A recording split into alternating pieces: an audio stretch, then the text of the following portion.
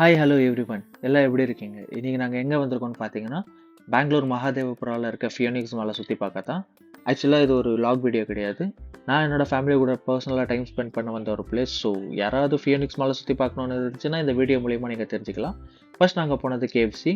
So சாப்பாடு தான் ரொம்ப முக்கியம். அடுத்தது நாங்கள் க்யூவில் நின்று கேஎஃப்சி புக் பண்ணியாச்சு. அந்த கேஎஃப்சியை சாப்பிட்டோம். சாப்பிட்டுட்டு நாங்கள் அடுத்தது போனது நம்ம மாலை சுற்றி பார்க்க தான். இங்கே மாலுக்குள்ளே எக்கச்சக்கமான ஷாப்ஸ் இருக்குது கைஸ். நம்மளுக்கு தேவையானதை நம்ம ஷாப் பண்ணிக்கலாம். ஸோ அங்கே நிறைய கலர்ஃபுல்லான பிளேசஸும் இருந்துச்சு. நாங்கள் அதை நல்லா சுற்றி பார்த்தோம்.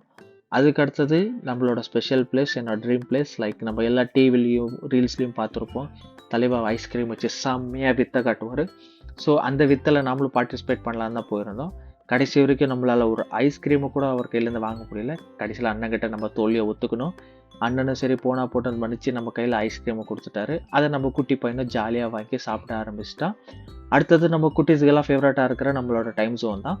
ஸோ இங்கே எக்கச்சக்கமான கேம்ஸ் இருக்குது கைஸ். யார் வேணாலும் என்ன வந்து ட்ரை பண்ணி பார்க்கலாம்.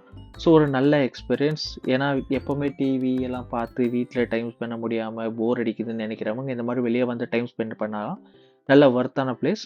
அடுத்தது நம்ம குட்டி பையனுக்கு குதிரையில் உட்காரணும்னு ஆசையாக இருந்துச்சு. கடைசியில் குதிரையில் உட்கார வச்சு குட்டி பையன் குதிரையில் விளையாட ஆரம்பிச்சிட்டான்.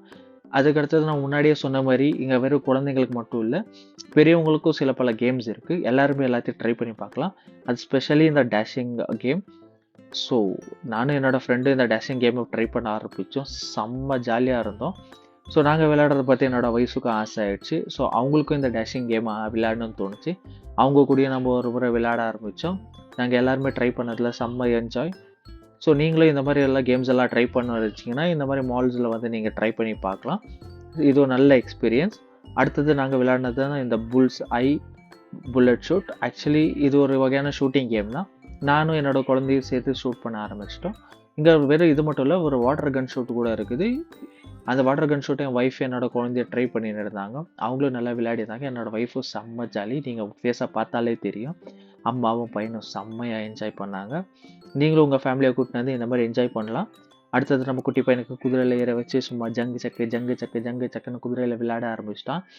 அவனுக்கும் செம்ம என்ஜாய். அவனோட மூஞ்சில் ஸ்மைலை பார்த்தாலே உங்களுக்கு தெரியும் அவன் எவ்வளோ ஜாலியாக இருக்கிறான்ட்டு. இந்த மாதிரி உங்கள் குழந்தைங்களும் நல்லா விளையாடணும், ஜாலியாக டைம் ஸ்பெண்ட் பண்ணணும்னு நினச்சிங்கன்னா இந்த மாதிரி பிளேஸை ட்ரை பண்ணி பாருங்கள். கண்டிப்பாக ஒர்த்தாக இருக்கும். அதுக்கடுத்தது நாங்கள் போய் விளையாட ஆரம்பிச்சது இந்த கார் ரேஸ் தான். ஸோ ரியல் லைஃப்பில் எனக்கு சத்தியமாக கார் ஓட்ட வராது கைஸ். பட் ரேசிங்கில் செம்மையாக ஓட்டுவேன். நானும் என் பையனும் கொஞ்சம் நேரம் கார் ரேஸ் விளையாடணும். ஸோ மோரோவர் யாருக்காவது இந்த மாதிரி மாலை சுற்றி பார்க்கணுன்னு இருந்துச்சுன்னா கண்டிப்பாக இந்த மாலை ட்ரை பண்ணி பாருங்கள்.